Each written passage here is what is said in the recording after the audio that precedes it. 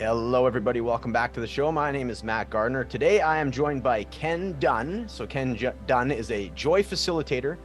He is also the founder of Expedition Recovery, and he's joining us from his soon-to-be converted camper van. And here he is today. Ken, how are you? Hey, Matt, I'm doing well. How are you doing?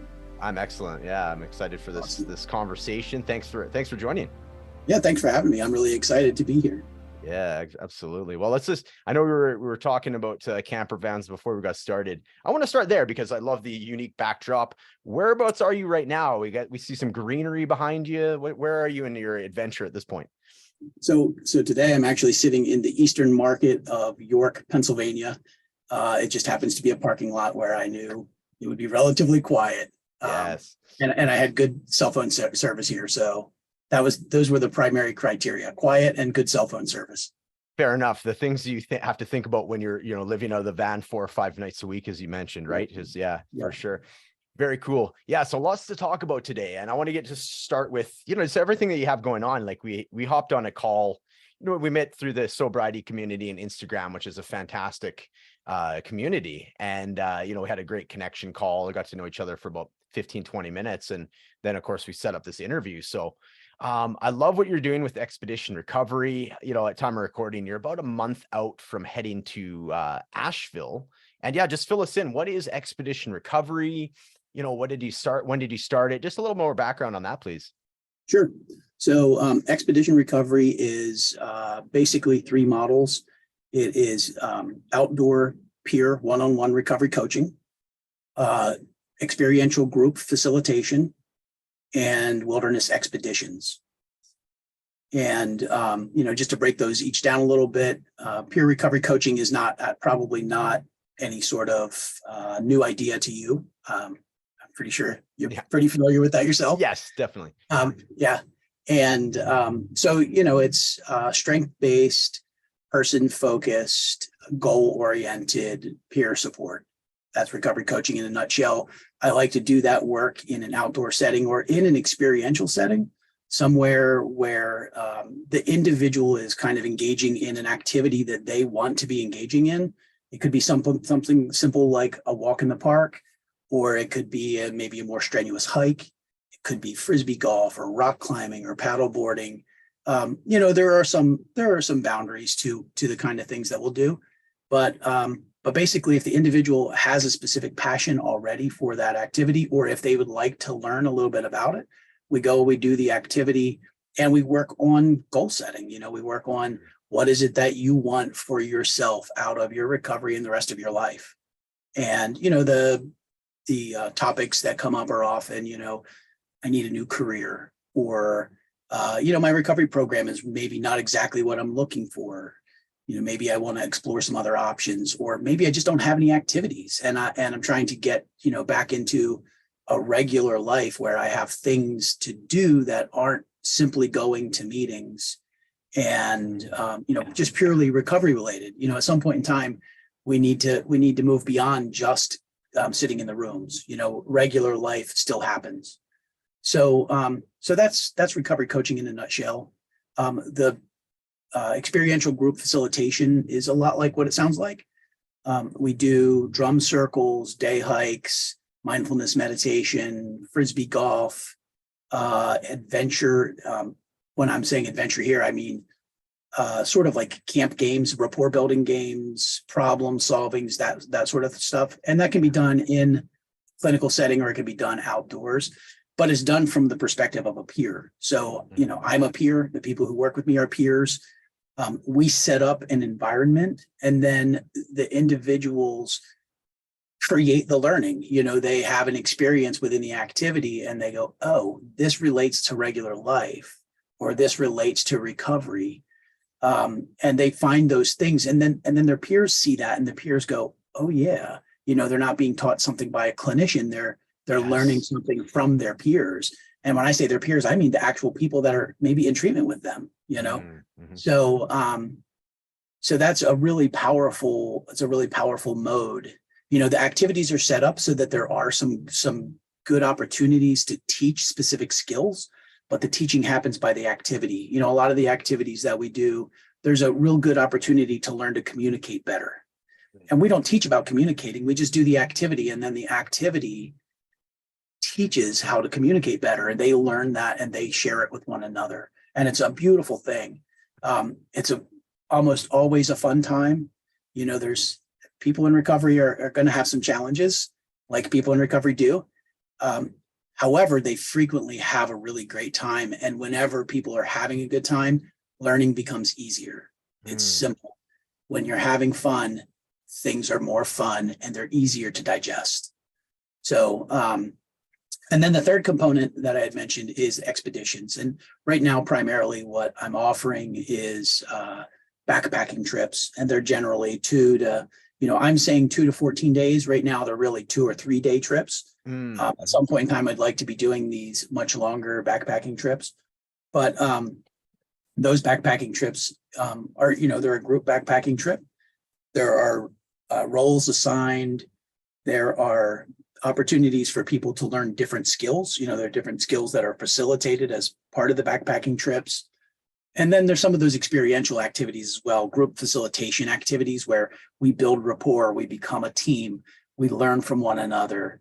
We learn outdoor skills like leave no trace. We learn how to build fires. We learn how to stay in our lane. We learn specific roles within the activity, within the expedition. And, as I think you and I talked about previously, nature is a tremendous healer.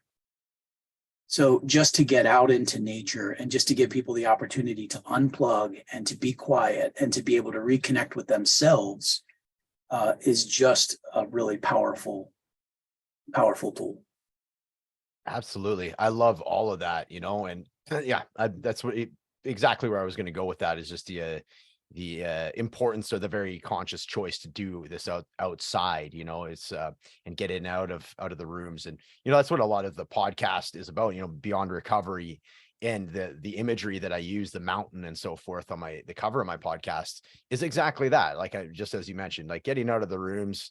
It's when you I think when you're at the stage where, yes, the room is like where you can start your recovery, but at a certain point you want more, or there's like a natural curiosity about yourself and what you're capable of beyond your, that initial stage of recovery. Right. And yeah, I can imagine that it's such a transformational experience, right? There's so much that we do nowadays that's so cerebral, that to be able to get out there and get into your body and get into a connection with others out in nature where you really are depending on each other. I imagine it's just such a powerful experience, right? Absolutely. Yeah, that you said a couple things there that really touched home for me. One of the things that I struggled with before my own recovery was being part of a group and allowing myself to really authentically connect and to be just, a member of any group. That was that sort of terminal uniqueness that was always a little bit in play. And, I don't think it can be overstated that like learning how to be a part of a group is, even if that group is, relatively temporary, just an hour, just learning to be part of a group where we all have common goals and we're all supporting one another and trying to achieve some task together. That I don't think you can overstate the importance of that. Totally. That whole human connection that was missing for so long in my life, and it's missing for a lot of us before recovery. So that really was a big part of actually sort of why I'm doing this, having learned that myself and being able to offer that to others. Yeah, absolutely. Take that into nature then, and it does it kind of even blooms beyond that, Yes. When we go outside and we're in nature, nature has that healing value to us, and it can really just relax our nervous systems in a way. And it sometimes amazes me to see how much more open somebody can be when you just take them out of an artificial indoor setting and you put them into a natural setting. Yeah. It's like the defenses just fall away. Right. It's unbelievable. Fascinating. And, for me in the initial, going to like an AA room, that was already apparent, so it's just amplified even further to your point in nature, as far as like the persona, the need for my persona or ego just like melted away in that first AA meeting. And then to your point, like, it's like, I like you say, bloom, or just expands or amplifies that sense of it. I remember hearing that it's like one of these old Stoics that used to teach his classes out in nature, and they'd be walking. So instead of in a classroom, people are sitting, you know what I mean? And that always like stuck out to me, that visual of like walking in nature. There's just something about nature that's just enough to kind of keep you stimulated, but it's not like overly, you know what I mean? Unless you're in a really beautiful spot where it's almost kind of hard to look at sometimes, right? But generally speaking, there's just enough to kind of keep you like engaged, and then walking through it. And to your point, the need for persona just sort of melts away. Retention, I think, improves at that point. Camaraderie. Yeah, there's just so much, so much, I love it, man. I love talking about this. This could be a whole episode just talking about this, but there's lots more to talk about. You dropped a couple of nuggets about yourself, and I really want to get to know you and get the listeners to know you as well about your story. Cause I remember from our first conversation, definitely not a direct route to what you're doing now. So I want to give you the floor to just tell us all about, your origin story, your drinking career, and just everything. Yeah. Okay. Yeah, great. Thanks. I appreciate that. Actually, I did give this a little bit of thought prior to our call, because I figured it would be part of the discussion. It's funny. Every time I tell my story, it's a little bit different than the last time, because I have, my journey is still ongoing, and I learn new things and I reflect differently. When I have just said that word reflection or reflect, and I would like to just touch on that. That's a big part of what we do as part of Expedition Recovery is reflection.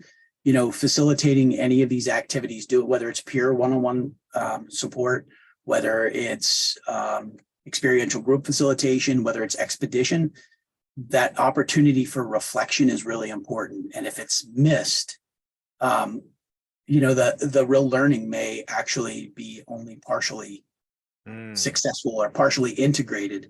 We really need the time for reflection to be able to integrate whatever it is that we learn.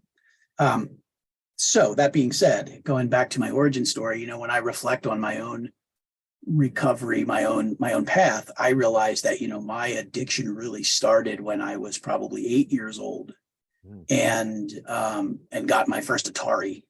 Yes. And that really was, I grew up in a household where there was some dysfunction and there was substance use, and the Atari was an escape, right away. And as I got older, I continued to play video games, and eventually, as I became an adult, it became alcohol. And I used alcohol as a way to avoid my feelings that I really didn't have the tools to deal with. I used it to avoid the stresses of life or any challenging situation. And then, eventually it also encompassed work. I had become a workaholic, and I was working, 70 hours a week. And I actually, at that point, I actively knew that I was using work as an avoidance mechanism. And I also was using video games at that time as well. So, by the end of my real addictive run, which ended in 2016, I was using alcohol, work, and video games to pretty much take up all of my waking time. And and in 2016, my former wife and I we had been on the rocks for a while, and she decided to move out because things weren't going well. And I just knew something had to change. I couldn't keep doing things the same way I had been doing them. And it was an interesting experience. I was at my counselor. I had been working with a therapist for about a year, trying to get things right. And he asked me if I could take on two tasks, between two pieces of homework between this meeting and next. And I said to him, I don't think I can. I don't think I can focus on more than one thing at a time. And my words to him were, I don't think I can obsess on more than one thing at a time. And my own reflection on that I could hear myself saying those words as I left the session and I was driving home. I just kept hearing those words ring in my ear. I can't obsess on more than one thing at a time. And so I did a little bit of research when I got home on OCD, and I thought that maybe there was a chance I was suffering with OCD. And I wanted to know what some of the techniques were that could be used to sort of overcome intrusive thoughts. And I found meditation. And so I thought, well, meditation is non-medical. I can try this on my own. Hopefully it won't kill me. I don't know that anybody's ever died from meditation, but I was pretty sure I wasn't going to anyway. Yeah. So I started meditating maybe that day. And within about 2 weeks, I was noticing some distance from my intrusive thoughts. And I was just surprised. I honestly came into meditation thinking that it was sort of woo-woo and sort of spiritual. And I had just a lot of misconceptions about it. But within 2 weeks, I realized just how powerful this practice was. And I was seeing a real change in my life in a very short period of time. And so I decided to do the sensible thing that any sensible alcoholic would do and see if I could use meditation to moderate my drinking. Yes. And so I did some Google searching, and I found a program called Refuge Recovery, which is around today. And lo and behold, there was a meeting just 30 minutes from my house. So I started attending meetings with the idea that I was going to somehow use it to moderate. And 3 months later, I still didn't know how I was going to use to moderate, but I hadn't drank, and I hadn't played video games, and I had cut back on my workaholism. And I woke up one morning and I realized that what I really needed was recovery, that I didn't need moderation, that I really needed recovery. And it was something I was angry about. It wasn't what I wanted. I wanted to be able to, quote unquote, drink like a normal person. And so I hadn't come to grips with the idea that I was going to need to get into recovery, even though my own internal wisdom was telling me that this is what I needed. I wasn't accepting of it. Over the course of the next couple of days, though, I finally decided, okay, this clearly is what I need. My internal wisdom, the deep recesses of my mind are telling me that I need recovery. And so I threw myself headlong into it. And I actually started a local chapter of Refuge Recovery, which has since turned into another organization. It eventually became a non-affiliated Buddhist recovery program. It's now called Lancaster Recovery Sangha, and it's still active 6 years later. Nice. It was that being of service, starting that group and being of service really was a big anchor for me in my own recovery. Just really gave me something outside myself that I needed to have that, I like to use the term external motivation. I think external motivation can be a really great thing, and it has always served me well. So, so that was in 2017 when that group started, and I started to see life a little bit differently, as my recovery unfolded, as many people do through recovery, things change, you learn. You become ready to do some new things as you learn, and you become ready when you're ready. And that happened for me little by little. I continued to become more and more ready to try new things, to learn new things, to really integrate some of the things that I had already learned that I was really resistant to, that I was afraid of. Yeah. I had a couple times where I had to be like, okay, this is still not working. I've heard so many people say that they got sober, but they still weren't happy. And there's really no sense in getting sober and not being happy. And I hit that, I hit those roadblocks a few times in my own recovery. And I really had to take a couple looks at myself and say, okay, am I really surrendering my will? Am I really actually doing all the things that I know I need to be doing? And I went through that a couple times. I think it seems like once a year for the first 3 or 4 years, I would hit one of those roadblocks or hit a plateau and realize that I really needed to continue to make some forward progress. Now, I've been going to meetings, regularly throughout that time.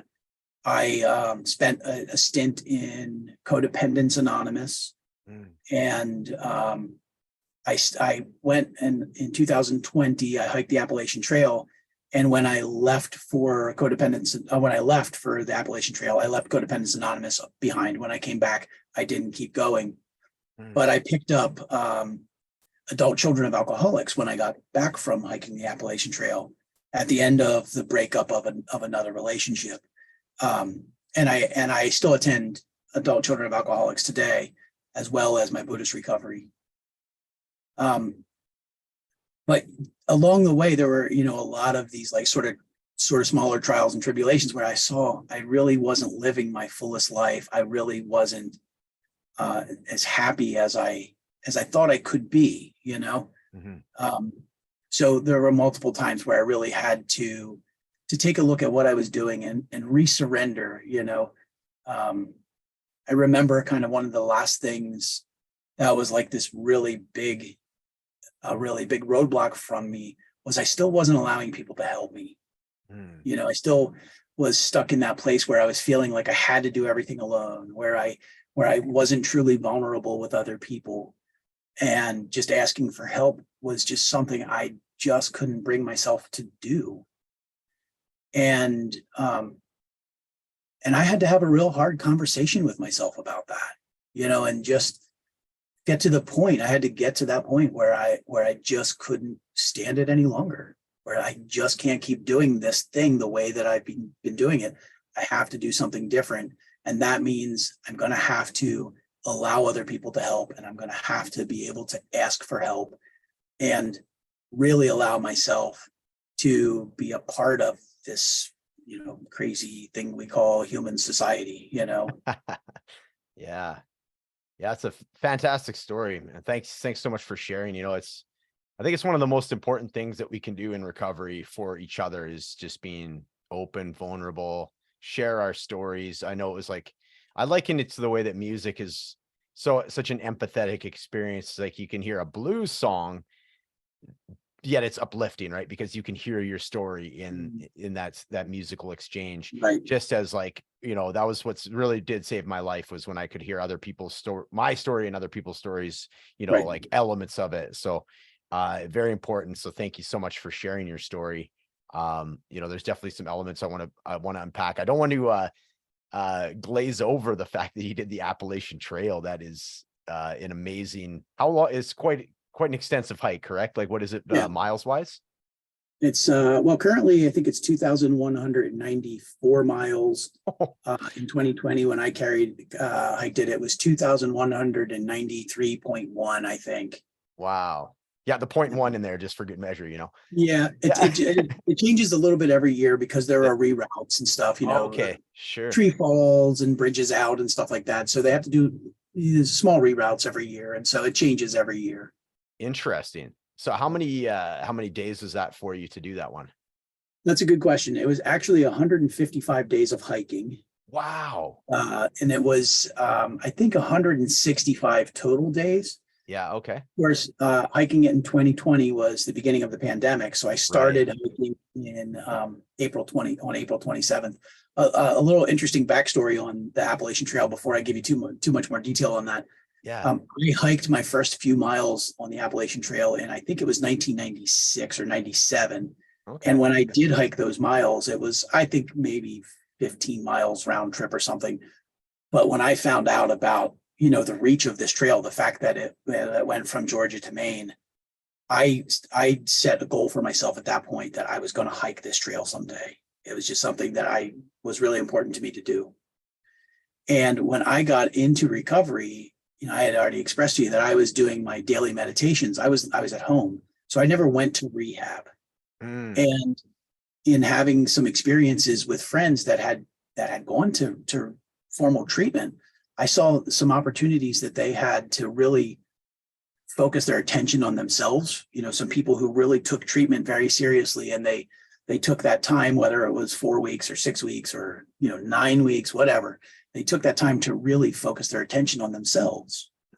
And I saw the value that had for them. Yeah. So in 2019, I had been in recovery for about 2 years, and this idea of hiking the Appalachian Trail was just tickling me in the back of my brain.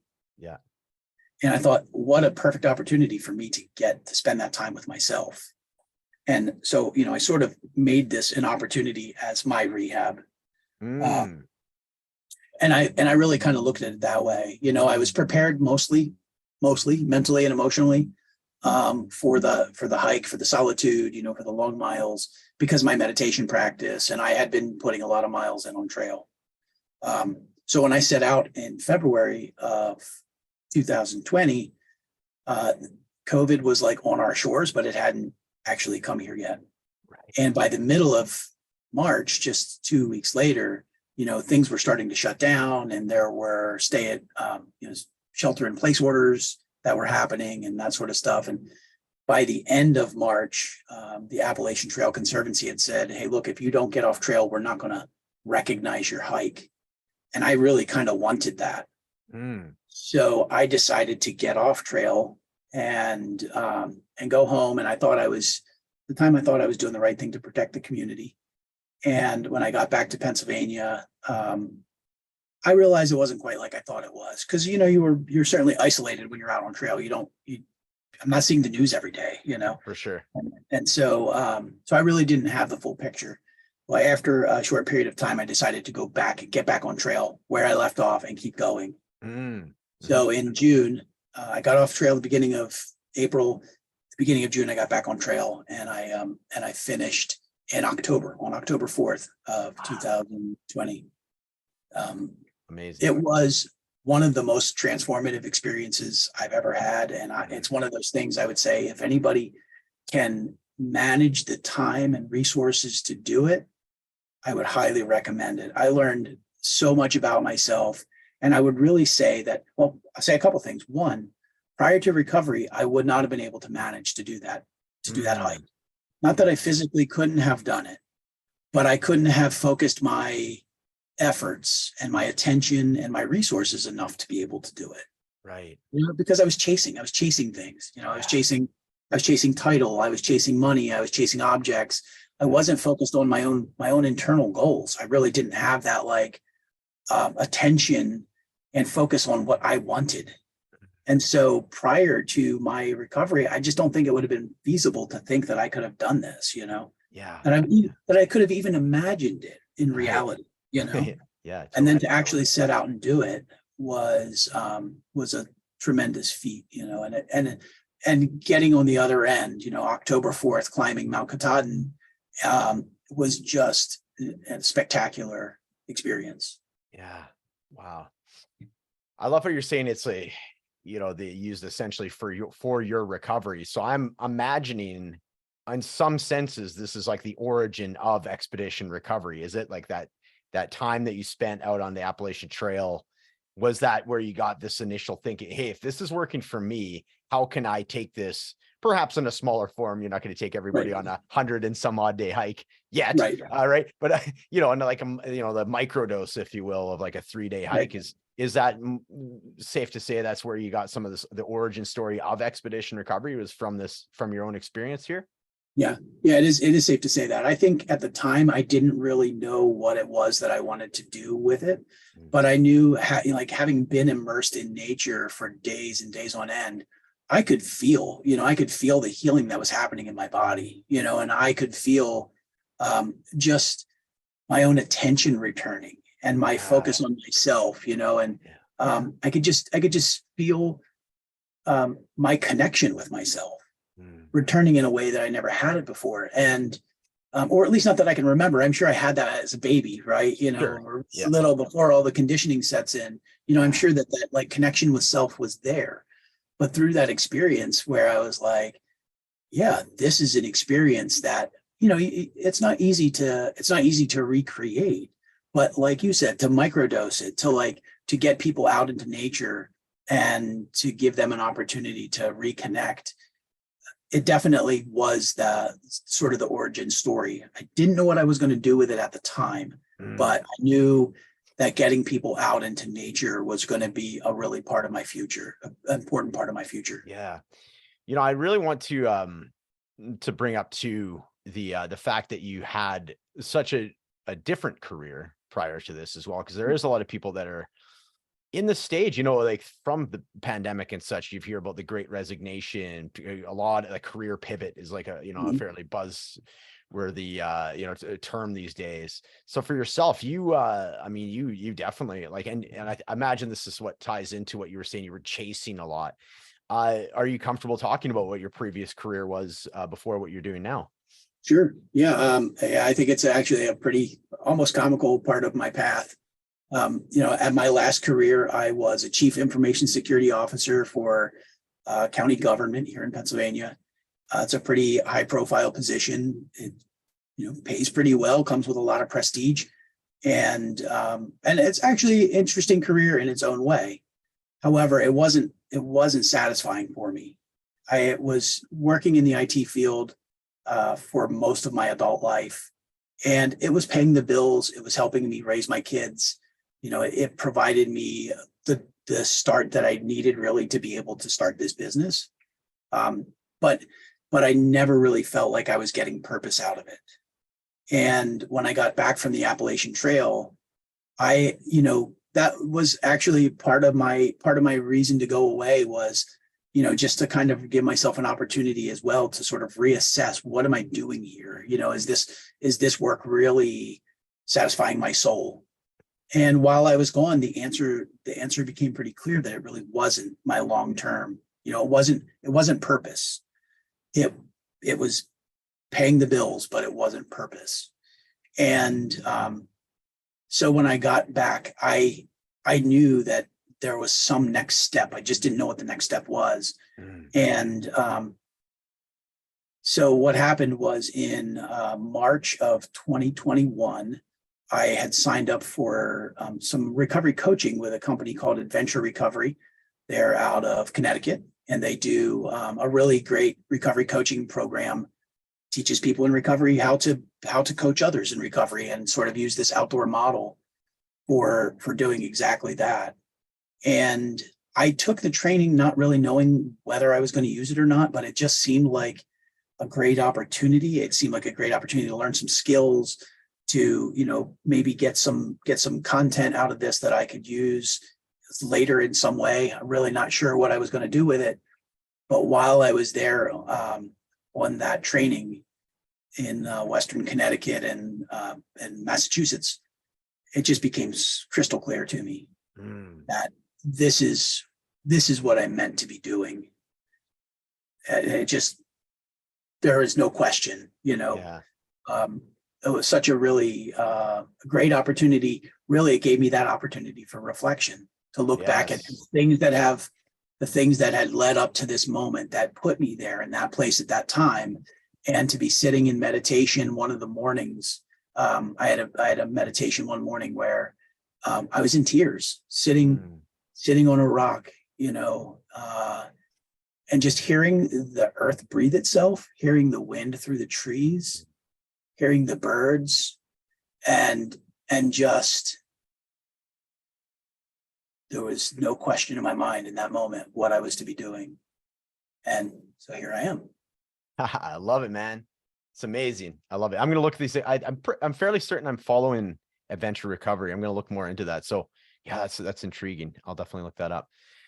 All right. So we've done the present times. We've done a little bit of the past. You've walked us up, from like some of the things that happened in your past to what led you into the work you're doing. I'm very interested to get into what you're about to do. You're on your way down to Asheville. You're looking to, before we do that, so you have Expedition Recovery is currently set up. Its home base is in Pennsylvania. And now you have this unique opportunity to essentially expand, and you're heading down to Asheville, correct? That's correct. Yes. I mean, so just to cover all of what you just said there, I am currently offering services in central Pennsylvania. So that's Lancaster, York, Cumberland, Dauphin, Berks, Lebanon counties. And we're doing, like I said, peer support, peer coaching, group facilitation, and expeditions.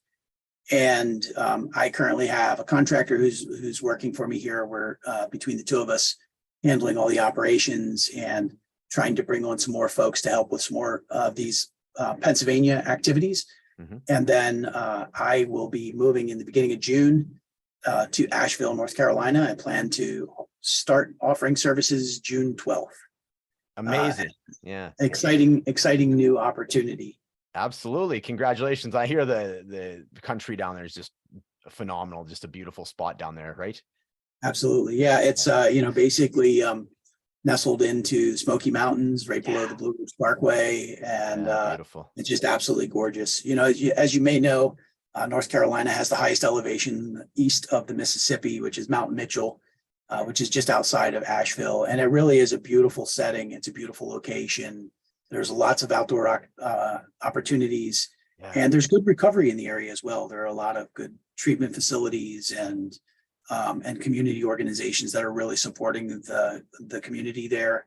They also have just a lot of non-recovery activities that can be done in a sober way, where people can just go out and connect in the community. That's one of the things that's important to me about my business, is trying to help people find, you know, if I come into a treatment center and I facilitate a drum circle, where can you do a drum circle when you leave the treatment center?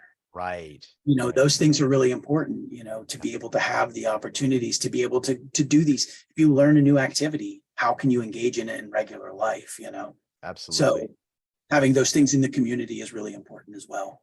It's great. So yeah, it sounds like you got everything set up down there. It's very exciting. As you said, you're about 80% through your camper van conversion there as well. That's correct. Yes. Okay. And we'll have to, it's livable. Exactly. That's the main thing, right? Yeah. It's fantastic, man. I'm really happy that you got all this stuff going on, and just, I think it's clear. I don't know how like woo woo you get, but yeah, I imagine that you're open to this idea, that the fact that you're into meditation and such, and just connecting with nature.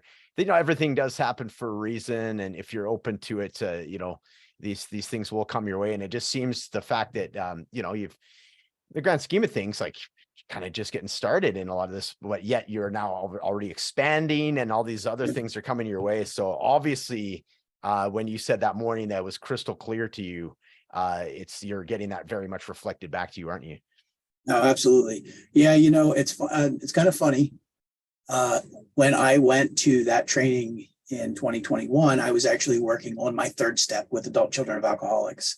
And I was really struggling with my higher power and my you know, what does that mean to me? And that became pretty clear as well. And you will rarely hear me use the phrase woo woo at this point. Just because I think the spirituality, you know, however you get to your spirituality and whatever that looks like to you, that's connection. That's I love that. Yeah. That's what's really important to you. And I don't have to like what is important to you to know that it's got a lot of value and it's important to you. For all of us, right? It's really important for all of us that you have your own spiritual path. Yeah. And so I don't want to minimize that for anybody. Yeah, that's right. Yeah, woo woo is definitely sort of I mean, I say it tongue in cheek, of course, because I am very, very much so. But yeah, it is a little like a minimizing term or dismissive term, isn't it? So, yeah, man, I love that. You know, before we get, pardon me. I'm all for woo woo. Yeah, there we go. We need a shirt with that on it. All for the woo woo. Yeah. Before we get you out of here today, Ken, I got a couple of words that they were sticking out to me during our conversation, and I'd love to just do a word association with it. So I'll just say the word, and just like whatever comes to your mind. It doesn't have to be one sentence. In fact, by all means, elaborate on it. So first of all, joy facilitator. Joy facilitator. Yeah, I mean, I think that when people get into recovery, a lot of times there's this idea that life is going to suck. I know that happened for me early on. I was like, my life is over now. What am I going to do? What's going to be fun? Well, there are tons of fun things to do in recovery that don't require the use of any kinds of substances. We can have a tremendous amount of fun without substance. Yeah. And I could give you a whole list of activities that I've engaged in since my recovery that have been a tremendous amount of fun. I took up swing dancing since I got into recovery, and I have had an absolute blast. And in fact, I can tell you that I can unpack a bunch of different things that I've learned from swing dancing that I might not have learned without swing dancing. And I did that sober, you know. Yeah. I love it. That's so cool. Authenticity. Authenticity. Yeah, this is another one of those things that has been actually been a tremendous byproduct of my recovery, or I don't know, I'm not sure what the word is there, but yeah, I went through a period of time where I was struggling with how do I make a decision that I know is a decision that is the right decision for me. And this has become part of my practice. It's become part of my coaching style. Is I like to see people do a values inventory. What are your values? Yeah. You know, it's hard for you to make good decisions that actually that match your values if you don't know what your values are. Right. And without knowing your values, you really can't have actions that match your values. Right. And when your actions don't match your values, you don't have authenticity. Ooh, I love that. That's super cool. Writing that one down. All right. Expedition. Yeah. Expedition to me is kind of like adventure. It's novelty. It is something new, discovery. I like to use a term that I haven't really haven't trademarked this term yet, but I've been thinking about it, and that's uncovery. Ooh, I like that. I think that you know, a lot of us through our recovery, we're really just uncovering all the things that we've covered over with our conditioning. And the expedition is the process that gets us to uncovering all our true self. Yeah. Oh yeah. You highly recommend you trademark that phrase right now. I'm seeing that it's like 5 years from now, that's going to be like a common dialogue, and be like, we'll be able to point back to this podcast where we put that out there. So yeah, awesome, man. I love that. Yeah. Reflection. You know, for reflection is intentional time that is set aside to look at what has come before this moment and determine what needs to be integrated and what needs to be sort of mulched. You know, what do I need? What can bring me value in the future? And what is just a thing that I can let go? Yeah, I like that. I like that a lot. 2 final questions for you. You know, if somebody's listening to this, and like you mentioned in your story, your personal story, it was challenging for you to ask for help. You know, if somebody's listening to this and they're at that stage, and you know what they're hearing is resonating with them, they're not quite at that stage though that they're ready to do that. It's very frightening for them. What would you say to that person? Well, you know, one of the things that I say to people frequently is that I have a lot of things to say about this, but one of the things that I say frequently is that, you know, asking for help gives another person an opportunity to be of service. So asking for help is helping another as much as you're helping yourself. Beautiful. I love that. I love that. Final question for you today, Ken. If somebody wants to reach out to you, where can you be found online? Okay, that's a great question. I can be found on Instagram, on Facebook. We have a website, expeditionrecovery.com. I'm sorry, that's not right. It's expedrec.com, expedrec.com. We can be found at Instagram at Expedition Recovery, and just search us on Facebook and you'll find our Facebook page. We also are connecting in LinkedIn. Again, search for Expedition Recovery on LinkedIn. You can find us there. Our phone number is available on our website, and email is available as well. All the connection points are available. Look us up. Awesome. Ken, thanks so much for coming on the show today. I've loved our conversation. I remember from the first 15 minutes that we had, I could see that there was going to be a very good chance for collaboration. I think we're just getting started here. So thank you so much for coming on today. Thank you. I appreciate it. It's been great. You bet.